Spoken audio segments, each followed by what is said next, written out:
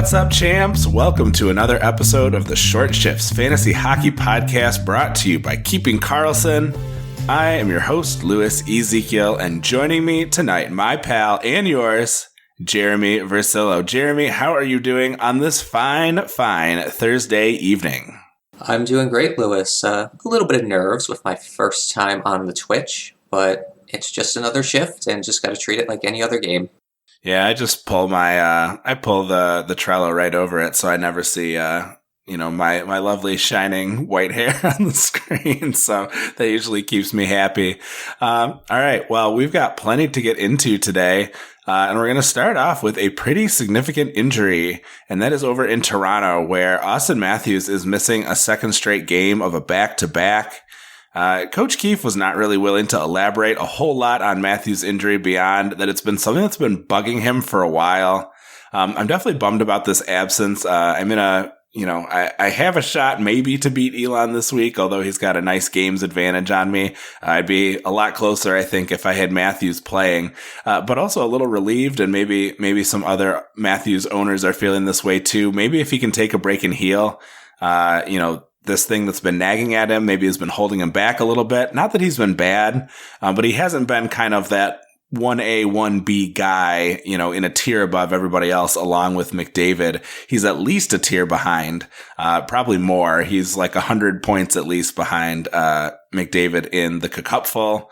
But definitely, there's hope maybe that if he can rest up and start to, get his game up to that extra high level that we think that he can compete at, maybe we've got a big second half coming for all the Matthews owners out there. Totally. I think one thing people have been, I'll call it, complaining about earlier this year is that Matthews is only on a 94-point pace as opposed to the 119-point pace from last year or 104 from the year before that. If something's nagging him that's keeping him out and down a little, it'll be nice to get that right, and hopefully he will lift up the rest of the Leafs also.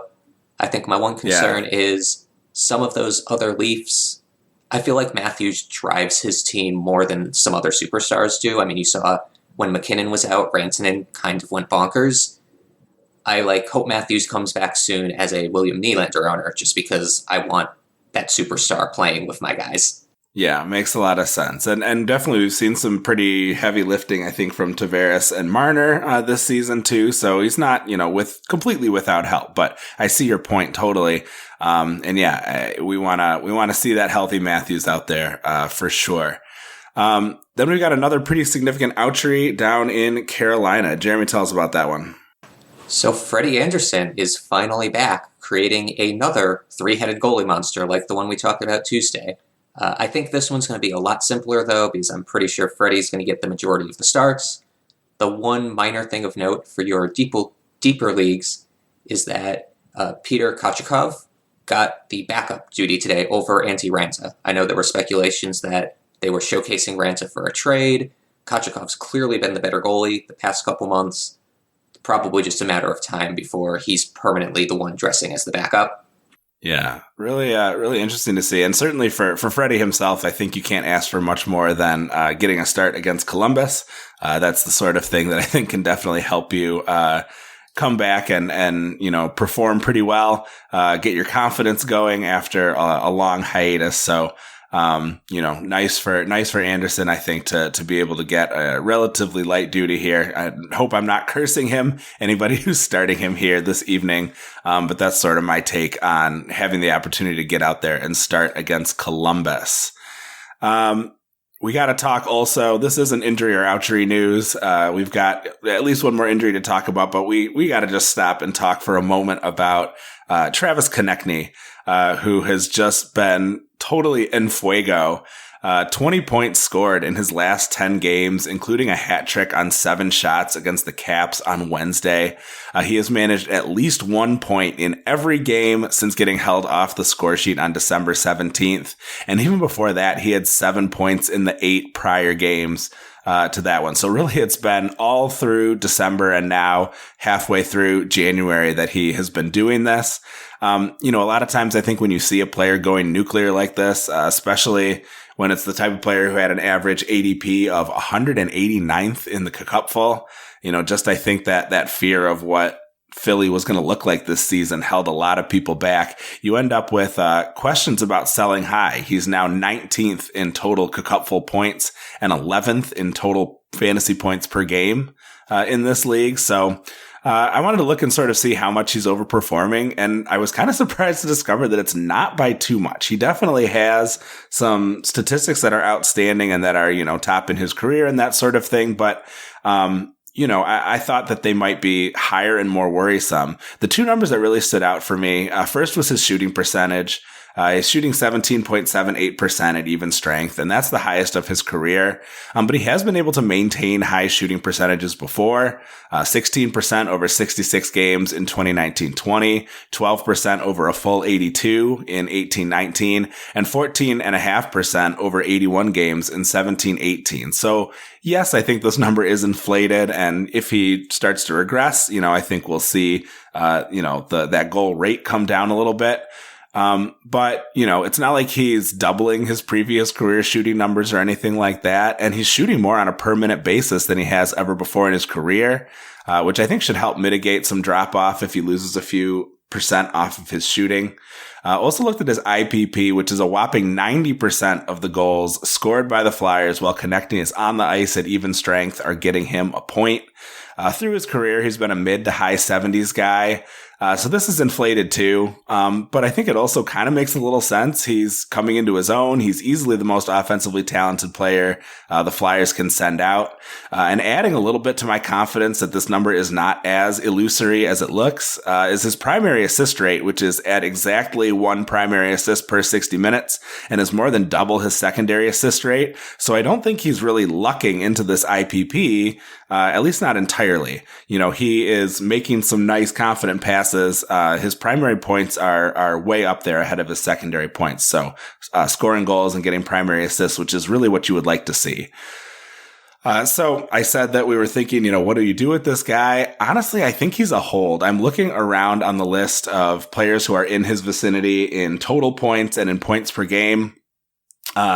And, I don't think you're going to be able to pry away some of the big names that are lower than Konecny on the fantasy points per game list, guys like Matthews, Kaprizov, Dahlin, and the others like the Tkachuks or Timo Meier or Jack Hughes just might be a little too risky when Konecny is in front of them and he's not waving any massive red flags and he's going to get all the opportunity in the world. So, as much as I might like to say, yeah, go out and make a big splash and deal him for somebody, I just don't see an opportunity there that really is going to be, worth the gamble of losing a guy who's playing so well right now. I agree with you. I mean, obviously, if you can get a total steal of a top 25 player or something for Konecny, that's incredible. Do it. But as far as Konecny himself, great hold. He's doing everything you could have asked for and more, given his ADP. He's playing an additional 2.5 minutes a night from previous years. He's playing more on the power play. He's also playing 40% of the Flyers' shorthanded time. It really just seems like he's a guy that Tortorella and the Flyers coaching staff want out there as often as they can. And so while his recent numbers are absurd, he's going to be really good for you the rest of the season. Yeah, I thank you for bringing up the minutes because I think that's really important. And Philly is a team that's been putting together a ton of shorthanded goals. We were talking about Scotty Lawton getting in on some shorthanded points on a short shift. Maybe it was last week or the week before. That if that's a category in your league, the Flyers have really been helpful for you in that regard. And if you get bonus points for it, that's a big help too. But definitely, I love a Cats league with shorthanded points as one because you just get one or two and you're going to win your week. So you like to see that. Two more players that we want to touch on before we head into our break. And the first is Spencer Knight heading to injured reserve. What do you think, Jeremy? Is Bobrovsky worth an ad if he's available? I know he's taken in a lot of leagues, but how confident are we feeling about Bobrovsky in Knight's absence? I added Bobrovsky in 2 different leagues this morning and yesterday, actually. So he is available in some, and I still can't quit Florida. They're so much better on paper than they've been this year, and the upside of a team that is going to win that many games is really tantalizing.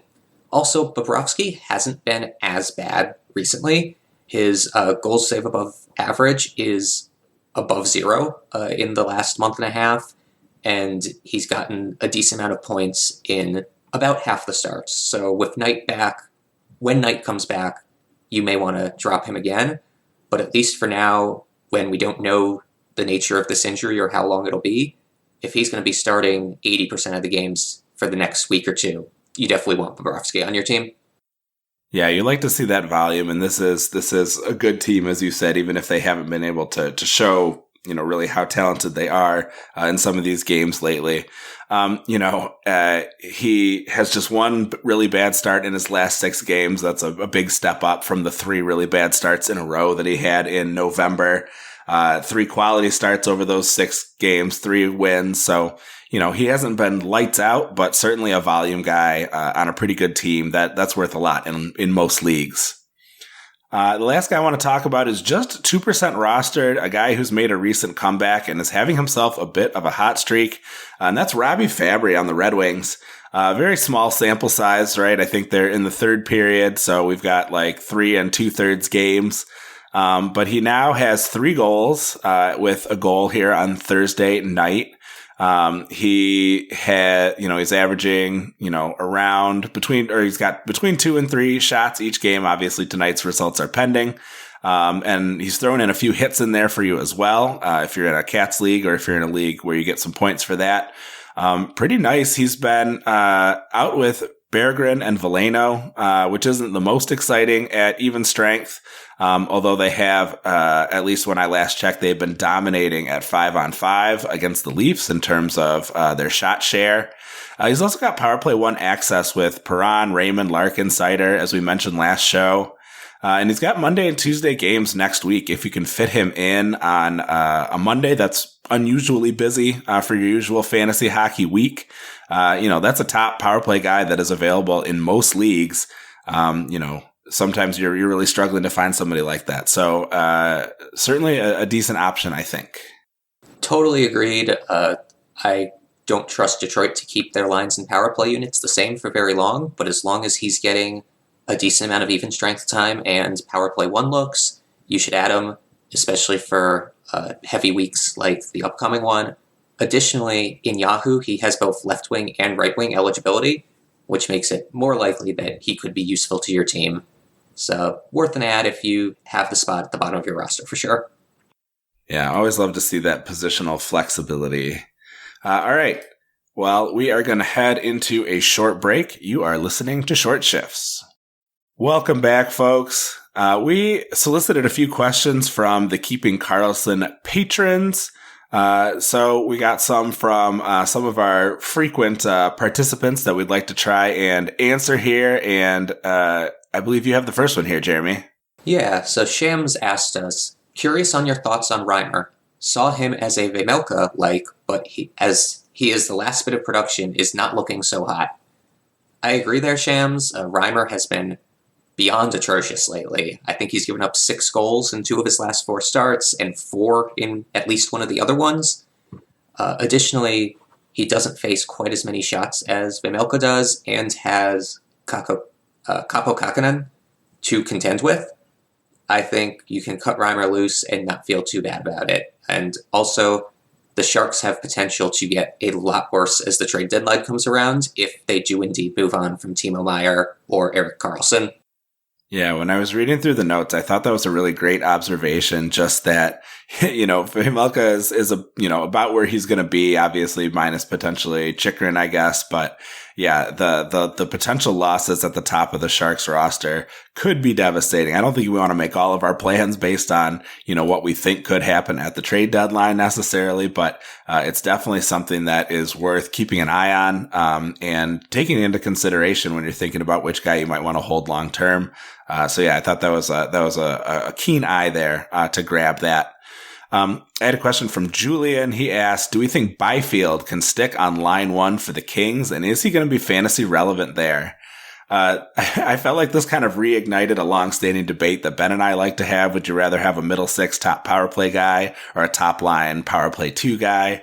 And I know I stumped for Fabbri previously as a mid 6 power play 1 guy, but I think I might I don't know. The production for Fabbri has been really nice lately, but I kind of like Byfield in this spot short term. I say short term because I think of everyone on the lineup, I think he's probably the most likely candidate to shuffle down the lineup if LA wants to shake things up in a few games. While Fabbri is already kind of down as far as he can be on like a line 2-3 kind of thing. You never know with the Red Wings. It's kind of hard to tell what their middle, what the hierarchy of the middle six is. But yeah, I just think that Byfield does have a capacity to fall further. So I think probably your safer bet is going to be maybe Fabbri, especially with the way that he's producing. But I'm intrigued by Byfield here because that top line is a high quality one with Kopitar and Kempe. I agree. I'd also take Byfield over Fabbri in the short term. I'm also just intrigued by the prospect upside of Byfield. I love my prospects, and Byfield was touted as potentially a 100-point guy when he was in his draft year. So he's also only 20 years old, I think. So totally could still hit that. And just seeing him on the wing there is real promising. Yeah, I think long term probably projects as a center, right? Because Kopitar is not going to last forever, despite, he seems to really be in a strong effort to prove us wrong every time we say that. But, I think eventually his destiny is going to be there as a center. But, interesting to see him on the wing there. Kind of reduces, some of his defensive responsibilities and maybe lets him open up his game a little bit, which could be really exciting and really interesting. And then, Jeremy, you jumped on our last question here. Last question from Ryan Downey. What kind of ceiling are we looking for with Max Pacioretty being the triggerman for the Hurricanes? Same with Ehlers coming back on Winnipeg. These two outjuries look to be season-defining for their managers. Unfortunately, Max Pacioretty got injured again in their game today. It sounds like it's another lower body injury, but unrelated to the Achilles that he was coming back from, which I guess is a little bit of good news at least. But assuming that that's a short-term injury, I think Pacioretty's ceiling is the same as it was on Vegas. Playing with Sebastian Aho and Toivo Teravainen, Martin Necas, whoever he ends up playing with, compared to Eichel and Stone, plus power play time, I don't see any reason Pacioretty can't be a 40-goal, 80-point pace in Carolina. Definitely a game-changing outjury for fantasy managers. As for Ehlers, I honestly have not looked as much into Ehlers, but he was on Power Play 1, and I think he'll be the same as he was last year, just a real solid option. And there's always been that talk that, well, if Ehlers gets Power Play 1, he could get an extra 10 points a season. So yeah, I would be extremely excited to have either of those guys on my roster. Yeah, I think if we're choosing between the two, give me Ehlers, because I think we're seeing him have an opportunity this year that we haven't gotten the chance to see and that we've really been pushing for with a lot of excitement. The old story about how, well, he just likes being a Power Play 2 guy. I think whatever, maybe he does, but I think fantasy managers want him to see him out there on the first power play. And with Dubois playing as well as he is, you hope that, you get another year out of Dubois in Winnipeg, so that Ehlers can sort of, have good options to play with down the middle. I'm very excited about Ehlers. He would be the guy that I would put at the top just because he's, less likely to maybe break down from age. Obviously, Pacioretty, struggling with some injury issues. At least they are not related to each other. So, give this one opportunity where I'm going to go against the Michigan man. Give me Ehlers as part of this opportunity. Totally agree with you. I think Pacioretty's injury also is a bit tougher to come back from. I mean, first of all, he's back a month earlier than he was supposed to be, and it's also a torn Achilles on a 34-year-old. That's kind of scary in any context. Ehlers also had a serious injury, a sports hernia, but those are ones that players go through, get the surgery for, and recover from without too much of a problem all the time.